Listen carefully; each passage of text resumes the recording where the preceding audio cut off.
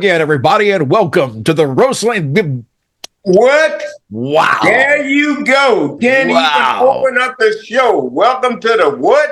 I have not done that in a while, man. I knew sooner or later it was going to come back and bite me in the ass. Yeah, that's what you get for sending me that turtle, trying to make me think I'm slow. So now that's what you get. Now, well, okay. See, I wasn't going to bring that up, and now that he's given me hell for opening the show incorrectly, we are starting 30-something minutes late because Mr. Slowpoke over here had to take his time getting to the camera. He had to make himself all pretty before he got here. Well, that ain't the case.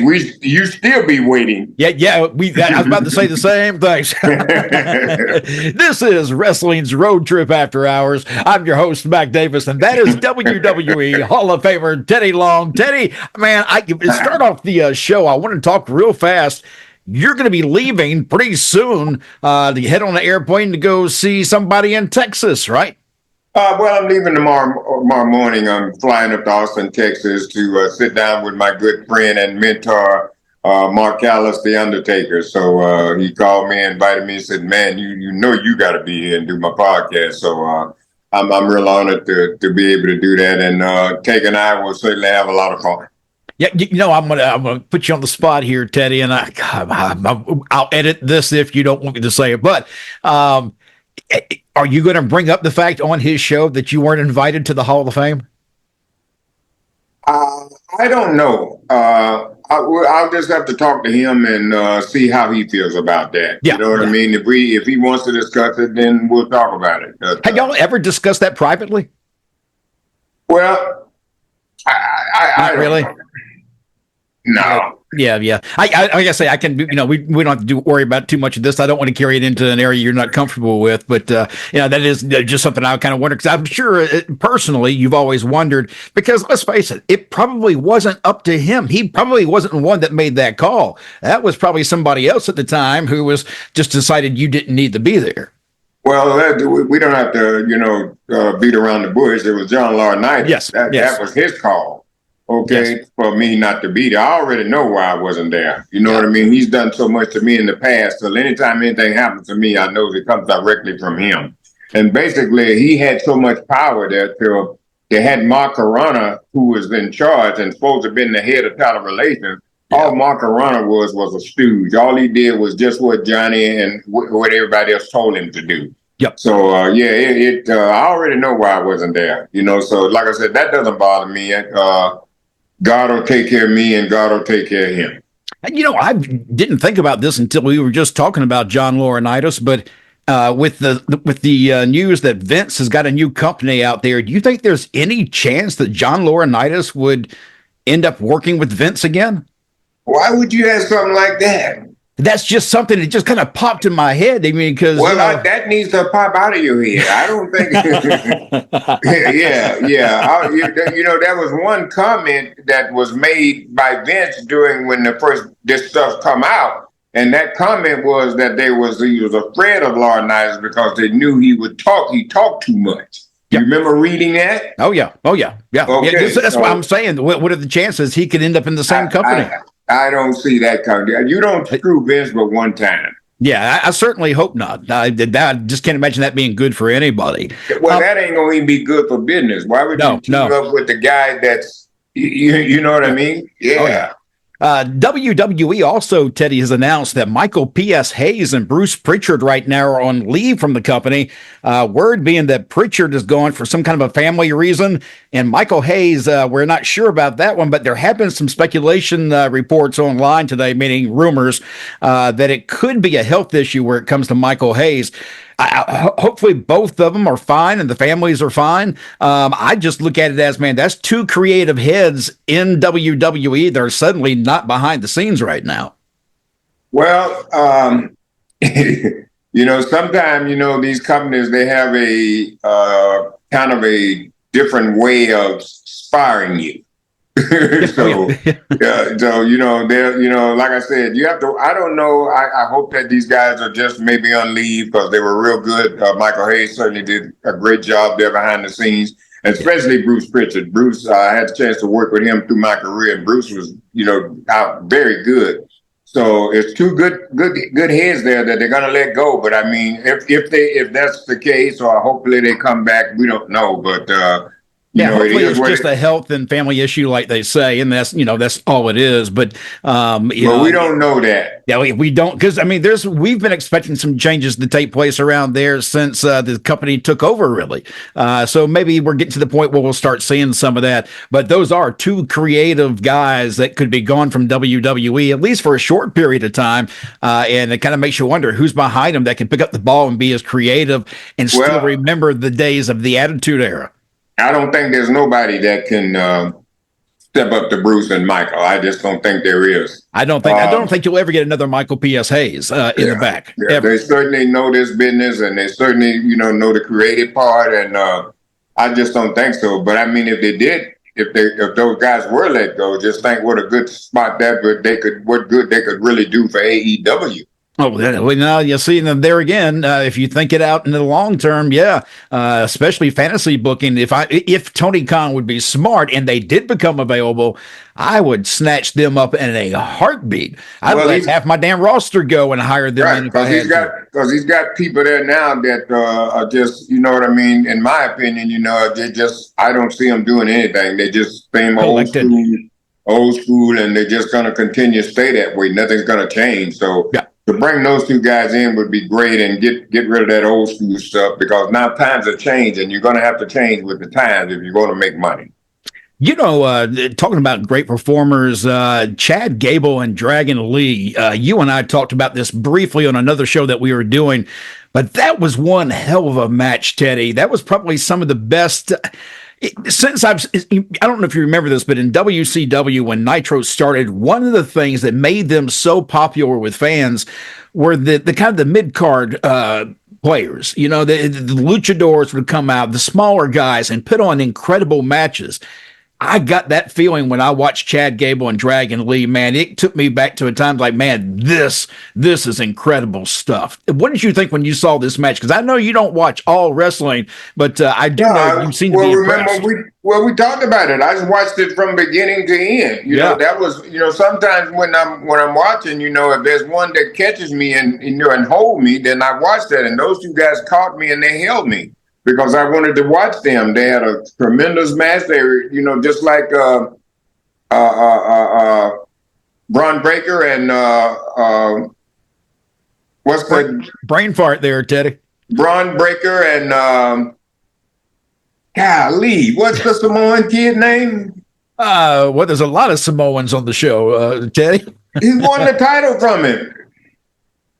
I don't put me on the spot. You're the one who doesn't remember. Let's see. There's Timu, the Tonga guys. Then there's Jey Uso. Jey Uso. Okay. I watched Jey Uso and Braun Breaker. They really caught me, and I watched them both times. When Uso won the title, and I also saw the match when Braun won the title. Yeah. They were really good guys. I watched the girls also. They came out, they had a pretty decent promo, and then Adam P.S. I love be nice. I mean, don't be nice, Teddy. The promo wasn't that great at all. It was a horrible segment.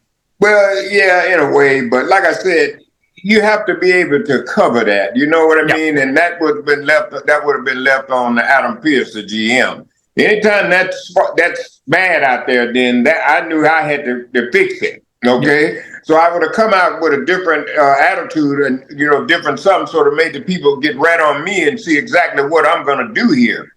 But Adam was doing his best, but I thought he was just talking just a little bit too fast. He was just rumbling, slow down. Yeah, let the people believe you. You know what I mean?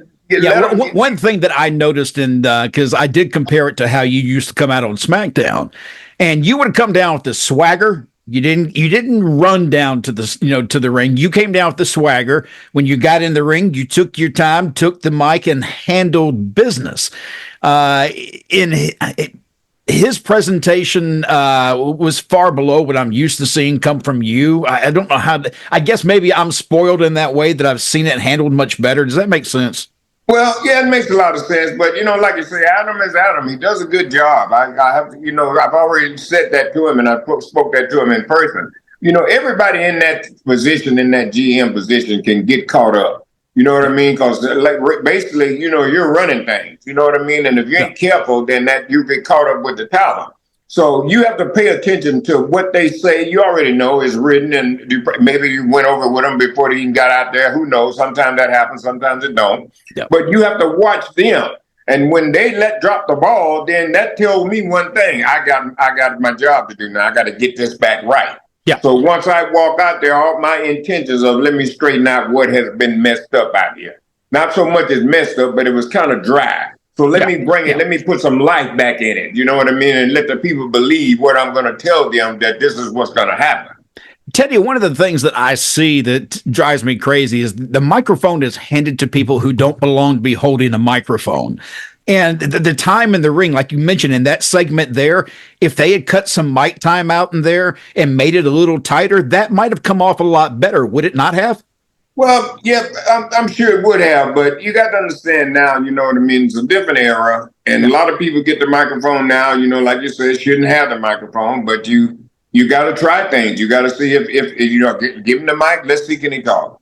But anyway, you should rehearse that too, give him the mic when doing rehearsal and see how he recites that promo or how he does that. You know what I mean? I think the business is just moving so fast now I don't think they really have time to check and see if a guy can do this or that. They just throw you out there and it's on you. Either you get it or you don't. Yeah. Yeah. Let me ask you one more thing before we get into Ask Teddy. Looking the part in wrestling, that has come up a couple times in the last few weeks from different posts that have been hot online about people not looking like a wrestler. I want to get your thoughts on, the physical aspect of a wrestler. Do they need to look the part, or does it matter at all? Because for me, a physical appearance, if you're playing a role in wrestling, let's say you're supposed to be this character that is big and bad, well, you better be big and bad. You can't. I don't know, Teddy. I don't really know how to express what I'm trying to say, other than that I see people on TV that are supposed to be a threat, but when you view them on TV against the person in the ring, they look so scrawny and out of shape. They never go to a gym. And there's certain ones, I'll tell you one right now. Adam Cole in AEW is a scrawny looking guy in the ring. I know he's a fantastic wrestler and he used to have a great body, but he hasn't seen the gym probably in 2 or 3 years. He doesn't look the part. Is that an issue in wrestling?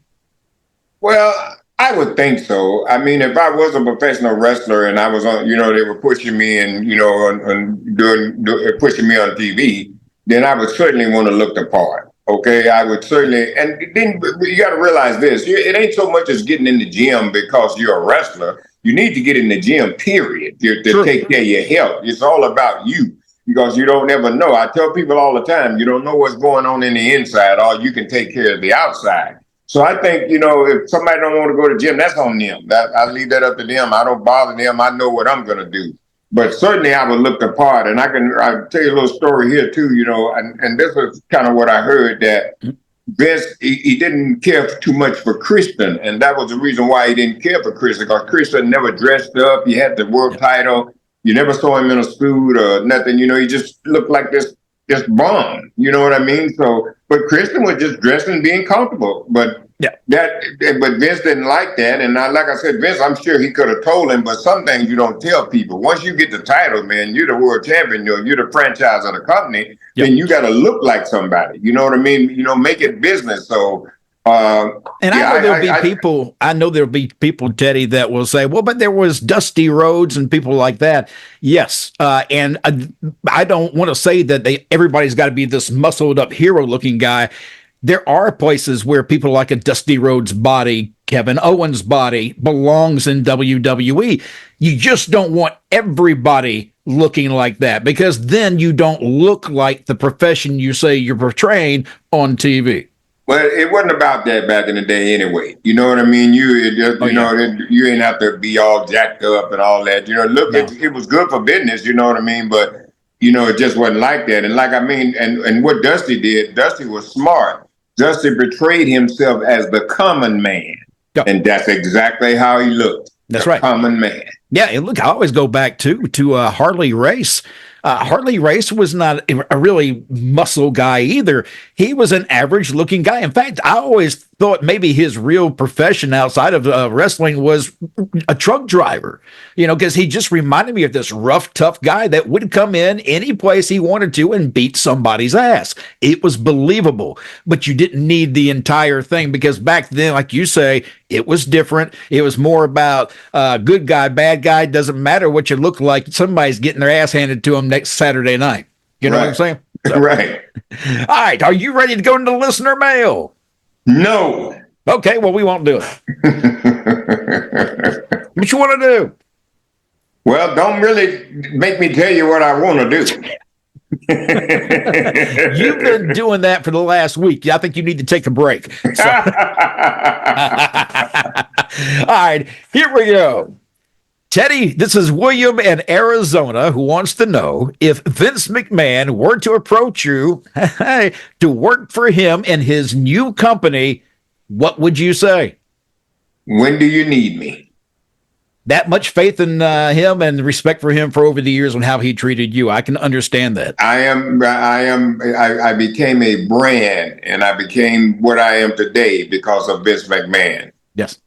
All right, Dexter in Cincinnati asks, what was your best day in wrestling and what was your worst day in wrestling? I think my best day in wrestling was the night I walked out and Vince made me GM of SmackDown. That was my best day. And one of my worst days in wrestling is I walked out one night and I forgot my promo on live TV. And I got crossed up. I went to say the word. Vince had wrote this episodic. That was the word. And that's what he wanted. If you didn't say nothing else in that promo, episodic. That was the word he wrote about the episode. Okay, this episode, and I swear, episodic got caught up in my tongue. I called it everything but what it was. That was my worst day because I had to go back and I'm thinking now, oh my God, Vince is going to really reel me here now. So when I did go back through the curtain, he started laughing at me, okay, because he knew. And if you go back to that, they have that on YouTube and stuff. You can see my expressions when I screwed that up. You can see I'm like, God. Yeah. And I'm sitting there when you did that, because I remember when that happened. And I remember watching going, oh, I feel so bad for him because you know how it is in our business, even in radio. There are times where you can't say something for whatever reason. It just doesn't come out. And then it gets harder and harder every time you try to fix it. So I felt real bad for you. And I kept thinking he's going to get his ass handed to him when he gets to the back. So I'm glad to hear he was just laughing.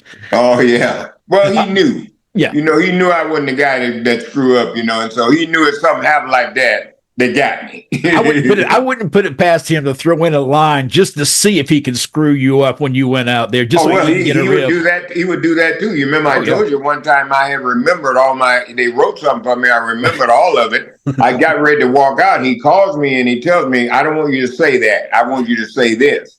So now I got to start remembering what he's telling me and forget everything else that I had done. It took me 30 minutes trying to get all this in my head. So he did that to me. Yeah. Oh, God. Ariel from Facebook wants to know if you could have married anyone from over your years in wrestling, who would it have been? Are they talking about like a female wrestler? Well, I'm just like a fantasy person you worked with over the years in wrestling. I would imagine a wrestler or somebody that, publicly people would know. Just fantasy kind of saying stuff, I guess. I don't know, because I never really thought about any of the divas or marrying any of them. I ain't never wanted to go that far, Well, I mean, it's yeah, that's true. She did say married. I just saw that too. Yeah, that'd be kind of difficult. But let's change that question. Let's change the question. I tell you what, I'll be straight up with you. If it had to be two, it would either be Nia Jax or either it would be Tamia Snuka. There you go. There's the answer. I knew we'd get it out sooner or later because I was about to change it up to get that answer. Well, those two girls are certainly they are great, and they're just sweethearts, man. And I got a nice picture of me and Tamia Snook. I might send that to you. You should send it to me. I can use it in the edit, and everybody can see it. I got it. Okay, I'll send it to you. All right. Let's see. Norm in Texas writes, "You're stranded on a desert island, and you get to have 3 others stranded there with you. Who are the 3 you choose?" Ron Simmons would be 1, JBL would be number 2, and Godfather would be number 3. All right. Now, see, I have a problem already with that. Godfather, I can understand. I can understand every single of the ones you just mentioned. The only problem is you're stranded on a desert island with 3 other guys. So it's only 4 men living on an island, and there's not a booty anywhere to be seen. You want to change one of those members out with somebody else? No, I ain't looking for no booties. I know I'm stranded. Okay, so you don't care anymore, huh? Right. We're out of service now. Sorry. I don't need no booty right now. I need a way out. Okay. And I guarantee you, out of those 3 guys, they will figure a way out. Okay. But if one of them gets a little randy, we'll say, you better run, Teddy, because you're the smallest of the bunch. So. Well, I guess I would have to. All right. Well, see, I got to quit that. Hey, I tell you something funny. I did see John and Bradford. Well, Ron was behind him, but they was chasing Howard Finkel. God rest his soul. They told Howard that they were gonna fuck him. Oh God, I can see. I imagine he was terrified too. Oh, he called his wife. Howard did. He called Vince up. He called Linda. Everybody. Oh, they were serious with him too. They had him scared to death. Yeah, and especially at that time, I mean, look, JBL was known to be kind of rough anyhow in the back, and he would pick on people. So you didn't know what would happen with JBL. They went at Howard that day. We was in Ohio. I never will forget it. Let's see. We got one more question here. We still got time. Alan from X writes, referee, manager, or general manager? Which did you enjoy the most?